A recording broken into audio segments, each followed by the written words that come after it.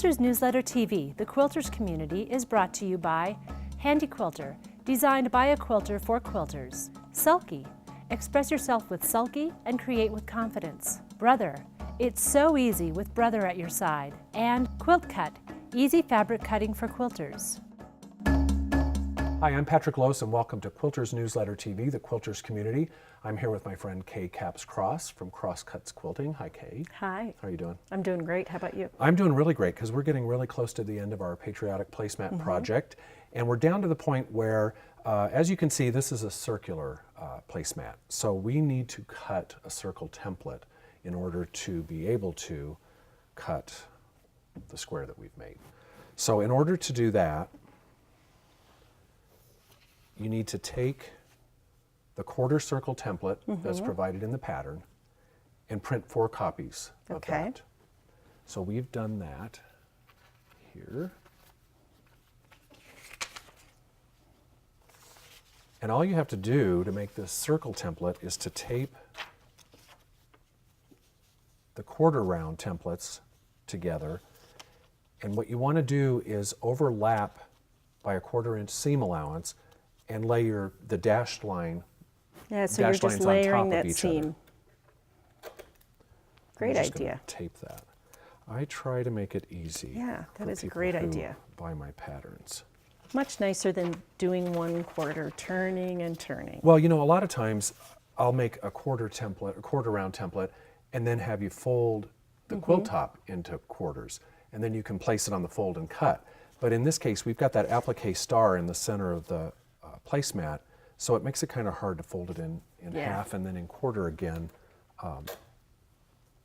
you know, and be very accurate about it. So, and then we're just going to take the 2 halves and do the exact same thing. Oh, great. That works wonderfully. I'm off just a little bit, just a smidge on that one side, but it's really not a big deal. And actually, I don't even need to tape that. We've got one already made. Ready to go? Yeah. So here's what you have for that finished round template.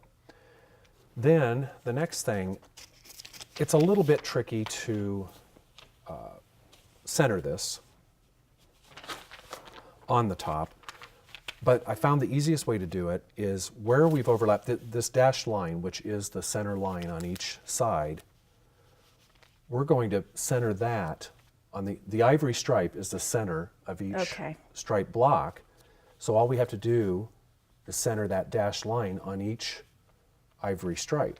And we can eyeball that, can't we? Yeah, because, I mean, it's fairly simple. It looks like we've got about 1.5 inches. And of course you can take a gridded ruler and measure if you'd like, but I just don't think it's necessary. We just center it so that we've got about the same distance between there and there? Yeah, and this is one instance where I would use some pins. Oh, I so rarely pin. May I pin one? Sure. Good. If it's that exciting It is that exciting. Yeah, I don't use pins a lot either, but I definitely do when I'm doing pattern work. Yeah, I think you'd want to patterns, pin this before you cut it. Yeah, yeah. But then I think you can cut it with a rotary cutter, and if you'd like to do that. Sure. You trust me. Oh, I trust you implicitly, Okay, yes. all righty. You heard it here first, everyone. Oh, this paper is great. Yeah, because it's, you know, just a good weight. It's not like using pattern tissue where... Right, which that would be breaking. It would be a little hard, yeah. Yeah, you do have to press and... Yep, because we've got some and layers. have a good blade there. Yep, there we go. And I can spin this. Yes, let's turn it.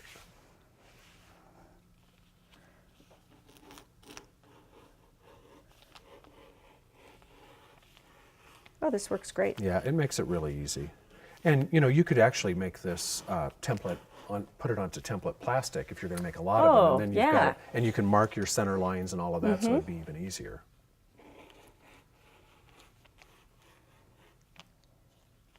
Oops, I got a little crazy right there. That's okay. There we go.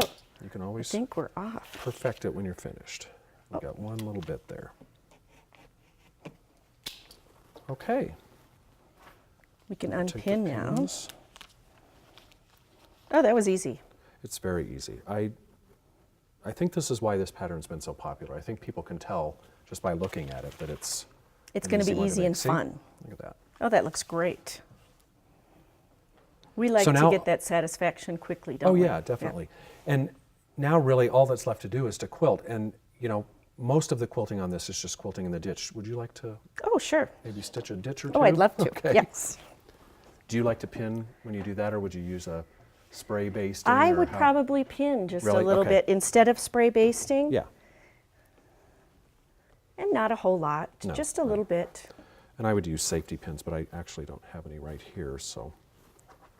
Just a few, just to keep it from Right. shifting around. It's not a big piece, so it's not going to shift a lot. Now what I was going to say, Kay, I think the fastest way to do this would be to start on the outside edge. Okay? And if you want to stitch the ivory stripe all the way around, then you've Oh, quilted and keep both the sides ivories. of it. Okay. Yeah. I gotcha.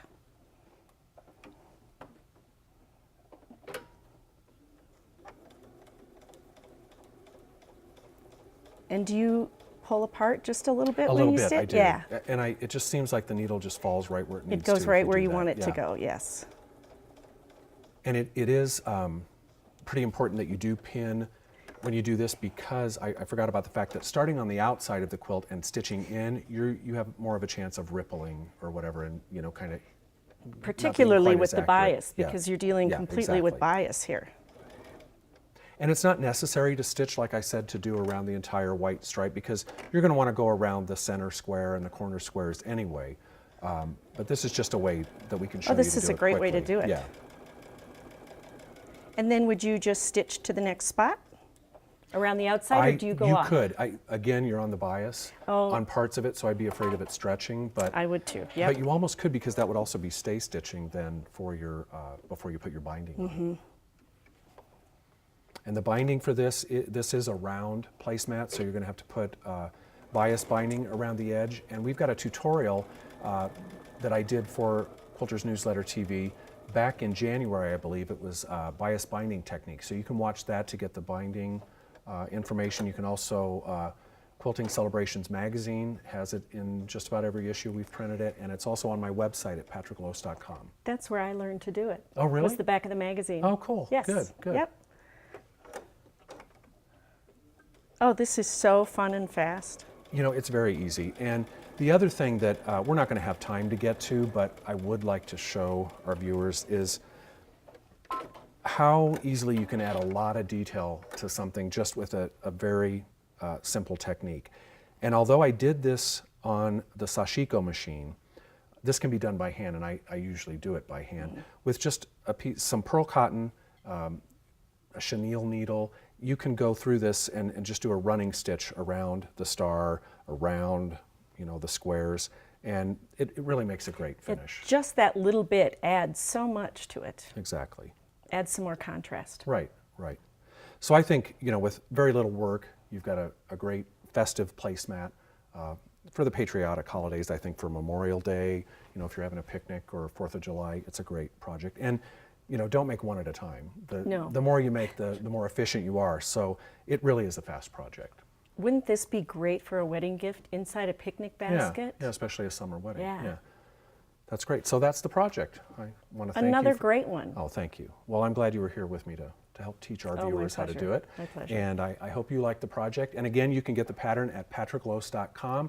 You can find the continuous bias binding technique information there also. And I want to thank you for joining us for this episode of Quilters Newsletter TV, the Quilters Community. I'm Patrick Lose, K-Caps Cross. Thanks for being with us. Quilters Newsletter TV, the Quilters Community, is brought to you by Handy Quilter, designed by a quilter for quilters. Sulky, express yourself with Sulky and create with confidence. Brother, it's so easy with Brother at your side. And Quilt Cut, easy fabric cutting for quilters.